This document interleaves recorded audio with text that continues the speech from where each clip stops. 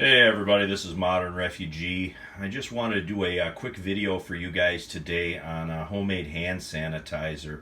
Hand sanitizer can be made fairly easy with items that I think most people probably have in their preps anyway. This recipe was shared with me from some of my online friends a couple years ago, and it's just real simple. I want to go over the ingredients real quick here with you guys.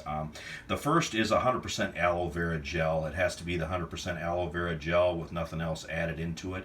But a lot of people keep this for sunburns and burn gel and stuff. So it's kind of a common item, first aid item. So I think most people probably have something like this in their first aid kits. The next item is 91% isopropyl alcohol. This is another good prep item, just for the simple reason you can clean wounds out with it. You can run alcohol stoves on it. It's just a good universal item, and it's also a main ingredient in this. And I kind of want to mention vodka real quick.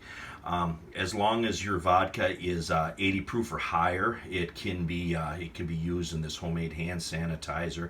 And of course, I don't have to mention all the uses for vodka.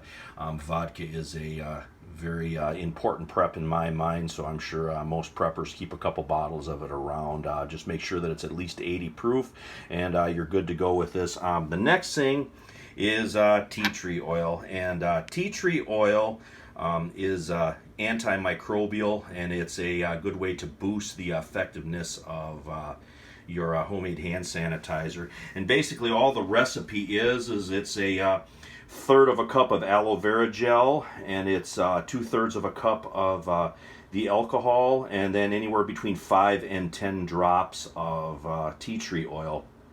I don't like going past 5 drops on the tea tree oil just because it makes it really strong, and I kind of want more of a mellow smell to it. You don't want to overdo it with those essential oils.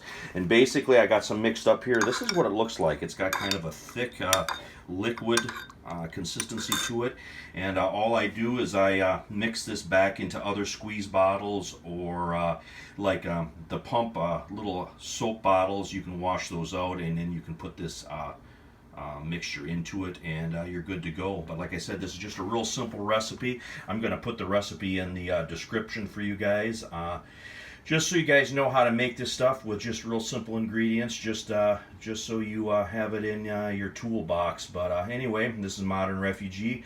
I appreciate all my subscribers out there. I hope you guys are getting a little information and a little entertainment out of my videos, and you guys have a great day.